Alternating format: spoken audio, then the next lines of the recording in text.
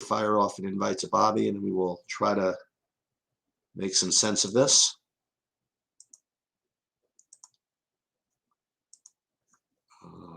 One sec.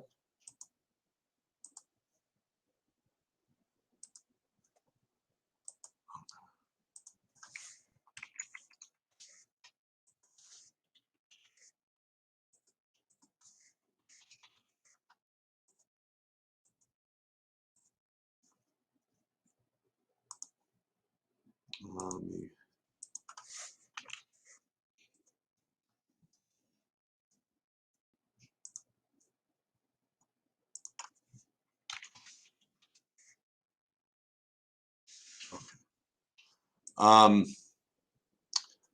What's going on, Jolly? What's going on, MJV?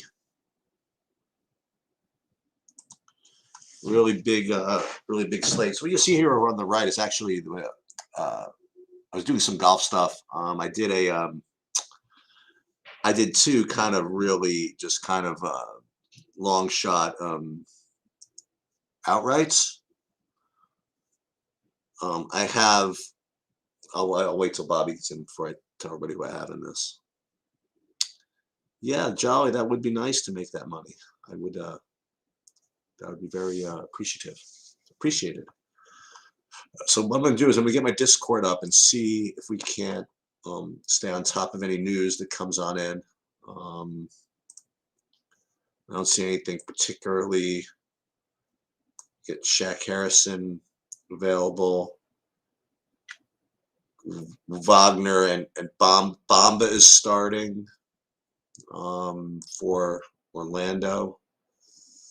Robert Williams is out. Smart is out. We knew all that. Dinwiddie starting. Well, we knew that too. Let me let Bobby in here. Hey, what's up, Bobby? Hey, what's up, man? So yeah, so I just was about to tell everybody what I did outright in golf, and I'm gonna close the golf thing. I actually did I did $100 at 45 to 1 on Will Zalatoris actually. That was where I found the value in the outrights, and then I literally threw $50 in the trash can at 80 to 1 on Luke List. Those are the two. Those are my two outrights I threw money away on. And I don't know. I like the Zalatoris one. Yeah, that's not bad, right? 45 to 1. I mean, I think he wins this more than 45 times. I agree with that. And the way I did it, I have him like projected as like the 11th best projected guy, but he's like the 20th most likely, and not 20th most likely, the 20th longest odds. You know what I mean, or shortest odds. So I figured I would be. I just really non-analytical, but good enough for me. Right. So what to do today? I'm getting to all of this Melton. I'm getting to all this Ja. I'm getting to all this Utah.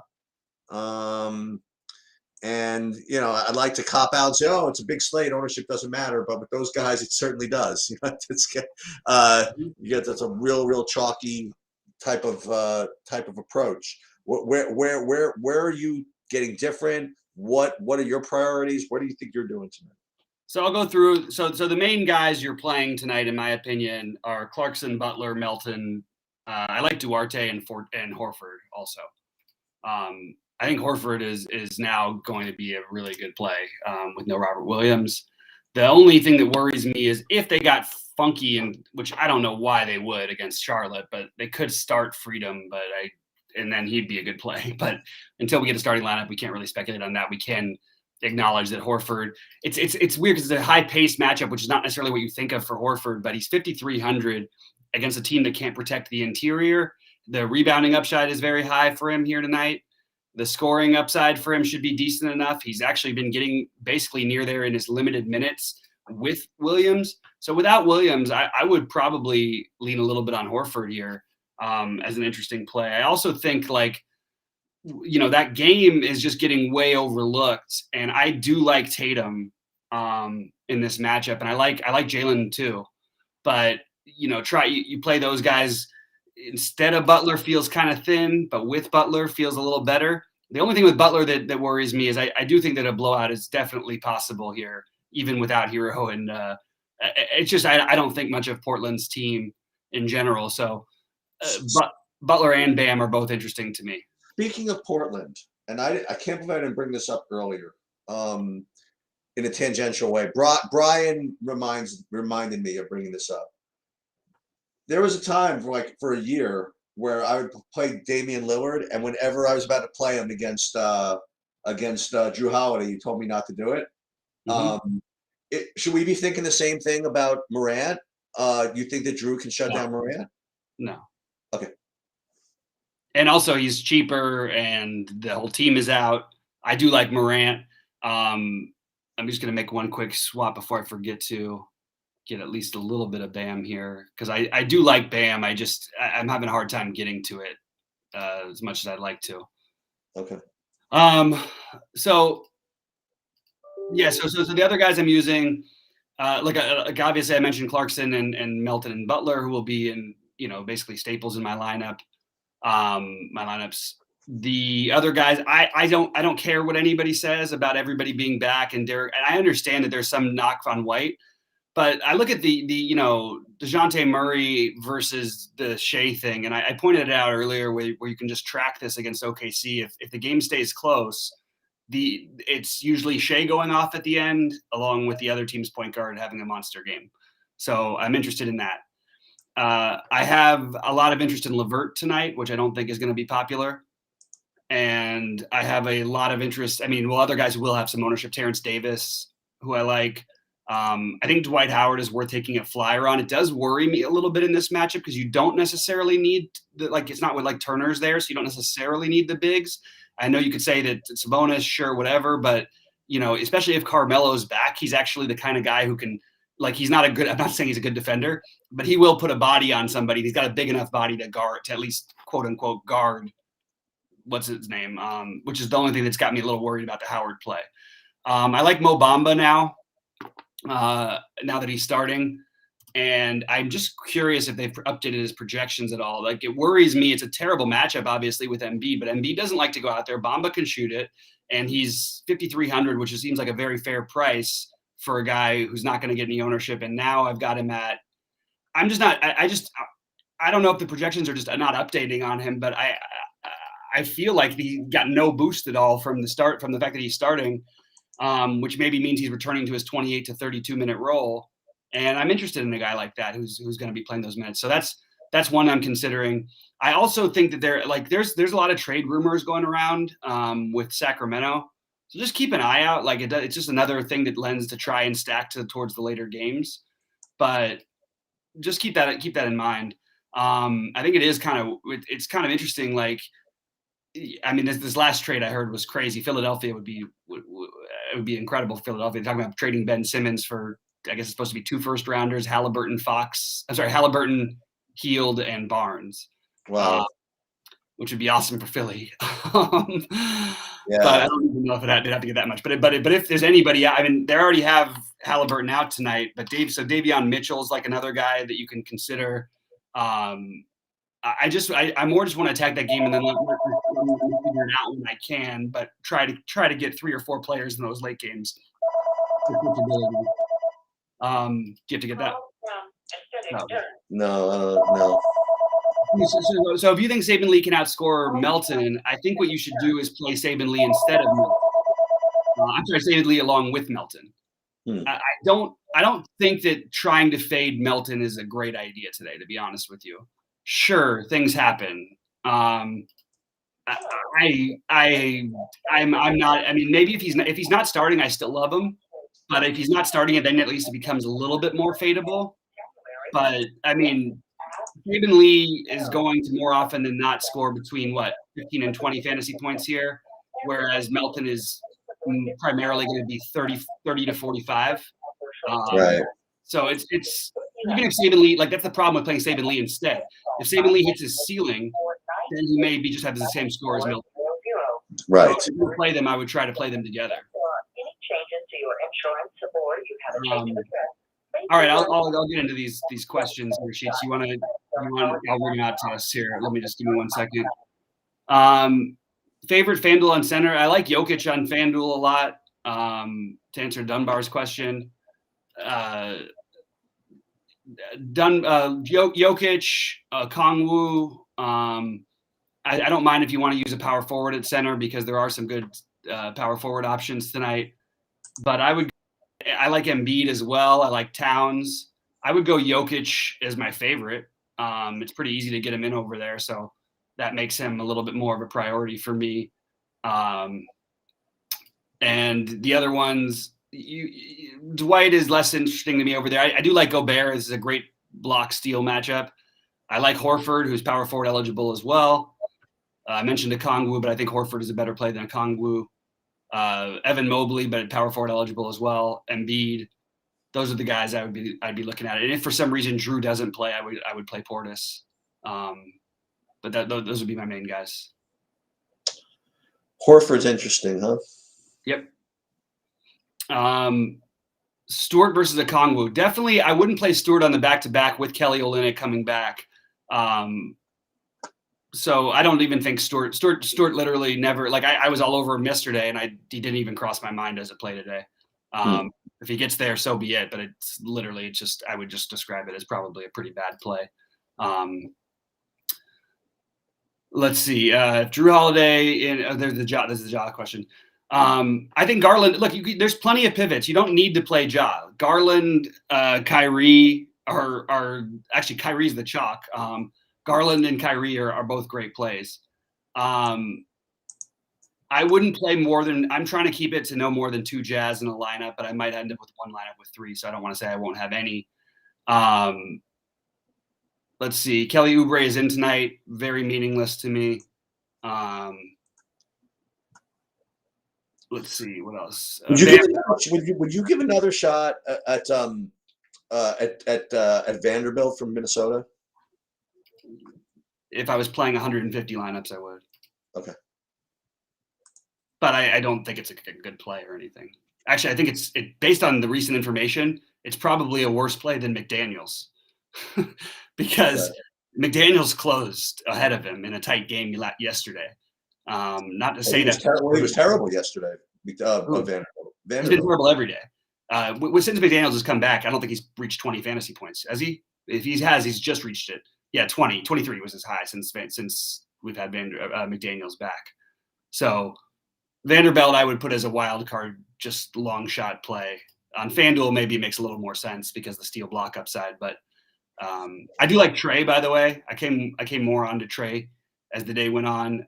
Without Bogdanovich, with no more Reddish to deal with, it should really run through his hands. Now Herder can do things, and everybody else can do things. Gallinari. But a lot of that's going to still come from Trae Young's hands, including Collins. So I do like Trey a lot tonight, and I think he's going to be lower owned than he should be.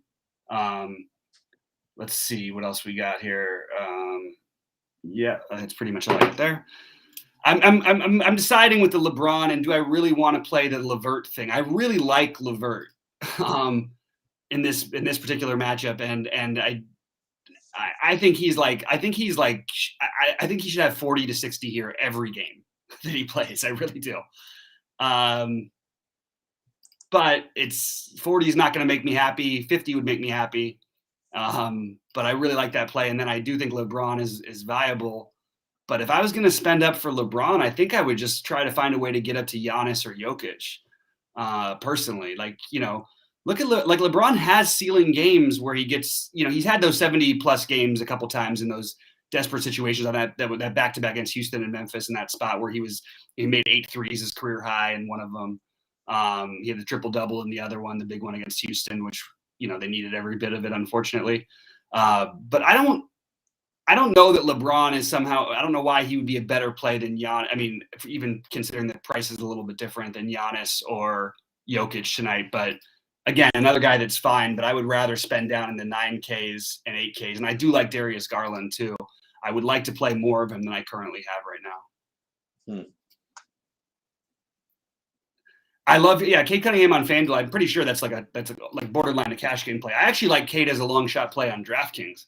If it was a smaller slate, I'd probably attack something like that more with the price difference, but I don't think it's the right slate to do that. Let me just see real quick about where Cade's ownership is. I'm guessing it's crazy high. Wow, it's too low. I mean, I know he's had some bad games, but this is a great matchup, and Yeah, I love Cade on FanDuel to answer that question. What do you think of Gallinari? Meh. It's fine. Similar to how I like Hunter better, but I feel similarly about both of them.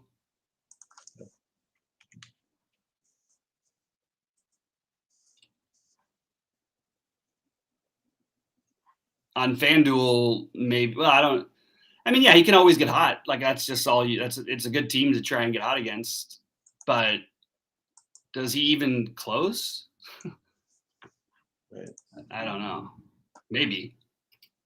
But if he isn't, then who isn't? Yeah. Because they've got 6 guys who all would be on that normal list of closers. And I wonder if there's any news yet on Carmelo. No, that's not coming till later.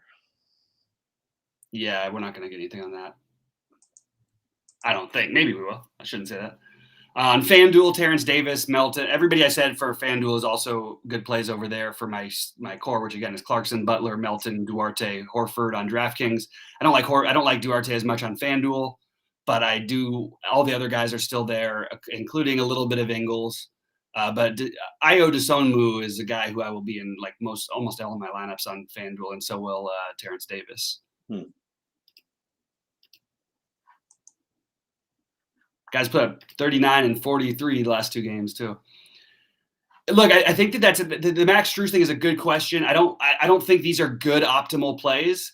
These are just long shot guys you take on that can hit threes. So Strus would absolutely fit the same category that Robinson will, and is absolutely fine if you want to take that shot. So yeah, Strus actually will probably be significantly more owned than Robinson and project a lot better. So I actually think Strus might be. I mean, he's just a little more expensive, but. Yeah, I think Strus is completely in play, as is Gabe Vincent. I just am not getting to those guys personally. They're one of those guys should have a big game. It's just you're playing roulette a little bit with all of them. They all can hit like 8 threes in a game. Gabe Vincent, our UCSB own. All right, guys, keep popping the questions in. I think we got about 13 more minutes. Sheets, what are you looking at mostly today? Yeah. So. Like I said, what I started out doing is just running my stuff, and I'm getting the guys I said, the Utah guys, the Memphis guys, the Atlantas, whatever. And now what I'm trying to do is trying to correlate a little bit with some lower owned stuff, like I'm doing, for example, like I said, the Murray Shea thing in the lineup. I'm doing a LeBron and LeVert, for example, in a lineup, just for funsies, right? Mm-hmm. And I'm trying to just kind of like whittle into my lineups and make just kind of strategic pivots away from Ja. You know what I mean? Like to get to do stuff like that. So it's gonna be nothing totally completely off the board, but just little tiny things along the way. Hopefully that makes a difference. I have like 100% Gobert. It's pretty wild that everybody's playing so much Gobert tonight, and I'm not getting to as much of him. I still have him, but I mean he's a good play, like no matter what. But it feels very cashy tonight especially with the worrying about the fourth quarter run. Yeah, no, definitely. I mean, yeah, but I mean, look, it's yeah, it's a good play. I mean, some other things that I want to address a question that just popped up, like this Richaun Holmes I have him projected to play 15 minutes tonight. He played 14 his first game back. I have him projected to play 18. It's a good wild card play. I would not build your lineups with that as your goal. I think if you end up with him, fine. I mean, and he ends up starting, then you can go ahead and play him, but you won't know that till probably 9:30 Eastern. Did you run across any Holmes in your builds? I found not in my builds. I found them in my projections, but I didn't actually get to them in lineups. If that makes any sense. Yeah, it's kind of worrisome that they brought him back so slowly, and he played 14 minutes in a good matchup and put up 5 fantasy points. It feels kind of silly to play on a 13-game slate, but who knows? Maybe they give him his normal run back, and then it looks like we all feel like idiots for not playing him. I would describe that as a good wild card tournament play. Yeah, I agree with that. 1v1 Bogue versus Morris. Don't love either. I'm guessing this has to be FanDuel because that's the only way that would come up. if I was playing Jokic, I'd play Morris. If not, I'd probably play Bogdanovic, but I don't like playing Bogdanovic in general on FanDuel. So do with that what you will, I guess. It's interesting. But you can go, the thing is, Brian Brooks, you can go Duarte if you have it in your utility, and then you can switch over to Holmes if he's starting and you see his minutes creep up, or if we get any word, which is definitely possible, because we could hear Richaun Holmes will have let's say they say he has a 28-minute limit tonight or something like that. I would play him then, because that means he's going to play 28 minutes. Right. But we don't have anything like that right now. So that's where I'm at with that one. Let's see, any other stuff here. So yeah, I forced in 25% Tatum. I have 35% Ingles, which feels like a lot. I have 65% Clarkson, which feels too little. I have 28. My non-Clarkson lineups are mostly going to have like Conley or Ingles or something like that in them. I want to see if the projection moves on Mo Bamba. I've got actually Tobias Harris's price on FanDuel on DraftKings. Now, the problem is with these revenge things, like there's no revenge he has against the Orlando team, but when he plays in Orlando, he goes completely nuts every single time. He put up 47 last time he played them. And it's been pretty true since he left there. So, but the same does not hold true when he's at home. He's 6,700. It's a very reasonable price, but I have him and I don't love him. And I feel like I ended up more with those spots. It feels like, yeah, we can do whatever we want, but I don't know. I don't want to just play the same guys in all my lineups, and I want to get some sort of differentiators. And I don't think he's like off the board or anything, but he's a guy who I've run across. We talked about the DeAndre Hunter thing. I like Hunter better than Gallinari, but I'm very open to making. I'm going to make some pivots and get a little bit of Gallinari exposure. Yeah, there's a lot of good plays tonight, and I feel like we should feel good about our lineups. But it's kind of, some of it's hard to. I do have that Milwaukee Memphis in case stack, Melton, Ja, Giannis, and Zaire Williams or John Conchar. Just to go through that one, I only have 8% LeBron right now. I've got 33% Murray, which is going to be lessened by a lot. Both he and Shea, while I like them, I don't think that's like a thing I want to make as like a staple, which at that price point, I'm starting to do that. I like the Holmes idea though. I mean, if you can have multiple guys to switch late, like, and you have Holmes, like Howard is going to be owned by some people. Maybe you could switch over to Holmes if your lineup's not doing well. Something like that, I think would be a good idea. See any questions in here? Fade Kyrie, one more 1v1. Bogdanovic versus Marcus Morris. I already did that. Okay. So Duarte said, optimize like Rashard Holmes. Okay, yeah. Max Strus, yeah. And I overheard you mentioning Gabe Vincent. Yeah, all those guys are fine. I just feel like it's playing roulette. Okay. I think Point Butler is probably the play. Yeah.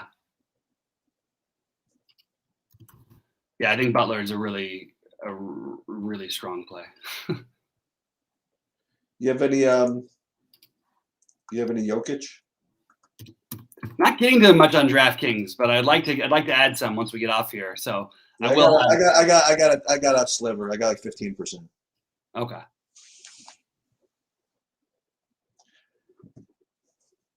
Melton, Conchar, Melton, Clarkson. So I like to do this. So here's who I have too much of. So I have too much. I guess too much DeAndre Hunter. I have 35% of that. I don't think that's bad. Maybe you get a little. Maybe you switch a couple over to Gallinari. Yeah, probably too much of that. I don't think I have too much of the Utah guys. I just think they're all really good plays. Who else do I have too much of? I guess this isn't that bad. I'm just kind of scanning here. I can tell you I have too little of.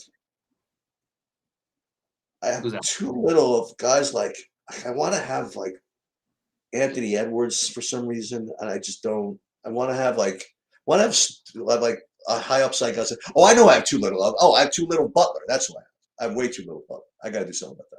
I like 15% Butler. That's not good for. I got to do a little better than that. Yeah. I agree. Boy, it's really weird with this Ja situation. I'm worried about Memphis in this game. Yeah, I got 40% of him. It feels like too much. Yeah, I'm at 28%, and I have him in one of my big ones, and I'm debating whether or not I want to pull the trigger on that. Let me take a look at my FanDuel. Hold on, I haven't looked at that yet. I mean, I have, but I haven't told everybody what I got there. I'm pretty spread out over there, I have to say. I don't have anybody locked in over there, like even close. I don't have anybody over 50%. Over what percent? I have nobody over 50% on FanDuel. I have Melton and Desonmu in almost all my lineups.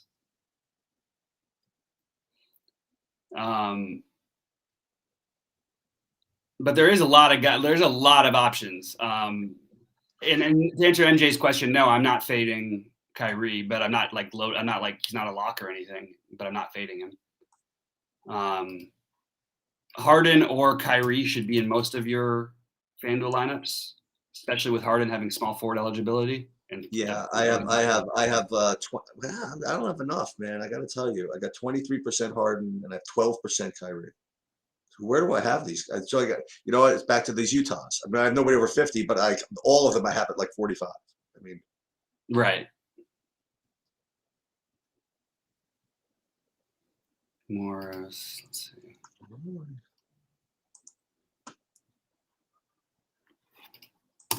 All right, I'll check for more questions in just a minute before I get out of here and finish building because I've got a bunch of lineups to go through. But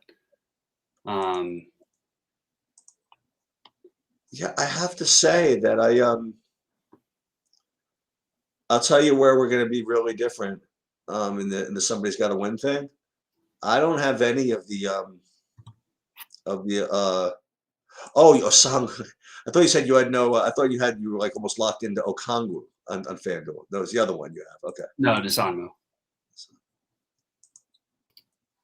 Milton and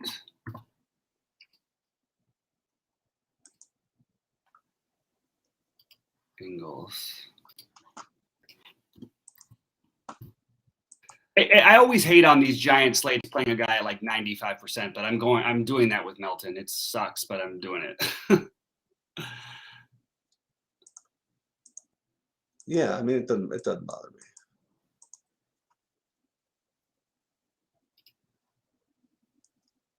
I mean, worst case scenario, he gets 20 fantasy points and everybody else has it. I mean, like, right.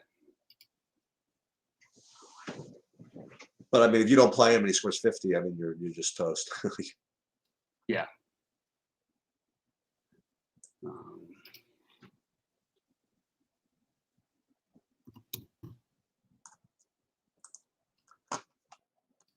All right, let's see what else we got here. I'm just gonna pop back in a second.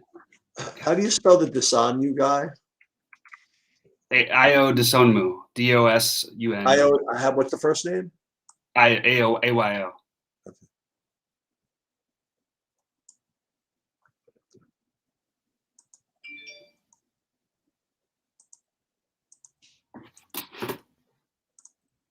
Caruso will play 22 to 24 minutes.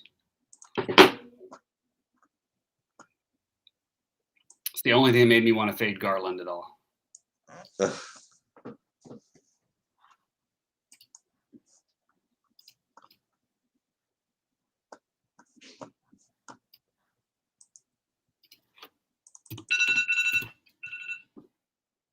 I'm just presuming that that Brogdon is out.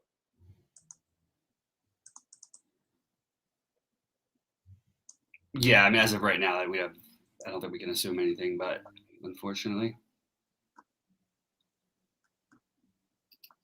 I think the Toronto guys are mildly interesting, by the way, today on FanDuel.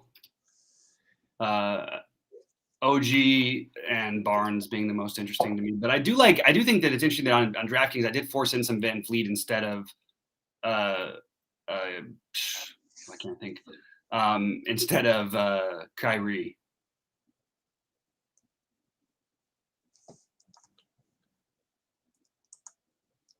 I also would like to say, by the way, that your DeSomno play, I don't think he's going to be that popular. On FanDuel? Yeah, I'm not really getting to him. If you want to know the truth. Yeah, I've got him projected at 20%. Yeah. We'll see how that goes. I think well, if you have like a lot of them, you're going to be pretty leveraged in the hey, he's been doing great. So Yeah, I feel pretty okay with it, but it's not like a must play or anything. I got him at 35 minutes. There could be a downside on those minutes, though. I'll just throw that out. All right, I guess we'll wish everybody good luck. I'm just hoping, if you wouldn't mind, Bobby, if you could, what do you play? How many playing in the big one? Three of them. Yeah. If you could just do me a favor and just get first, third, and fourth, and let me get second. You got it.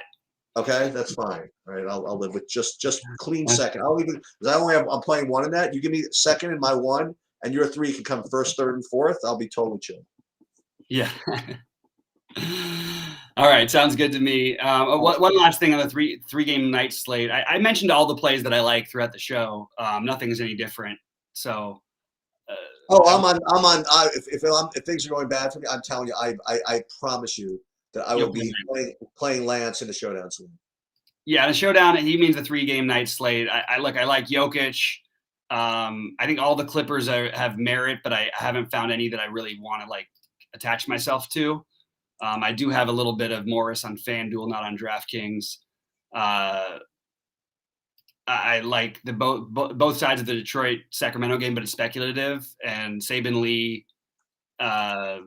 Corey Joseph, potentially Cade Cunningham. On Sacramento's side, all of the guys are in play. Davis being the number one. The Indy game, I like Duarte, then LeVert. And then on the Lakers side, I like LeBron Howard, and I like Westbrook on FanDuel. Hey, did you comment on the Alex Caruso thing? What am I supposed to comment on? What do you mean? Oh, well, I'm just saying that Alex Caruso will play 22 to 24 minutes. Yeah, I said that. Yeah, sorry. I thought you were asking what I thought about it.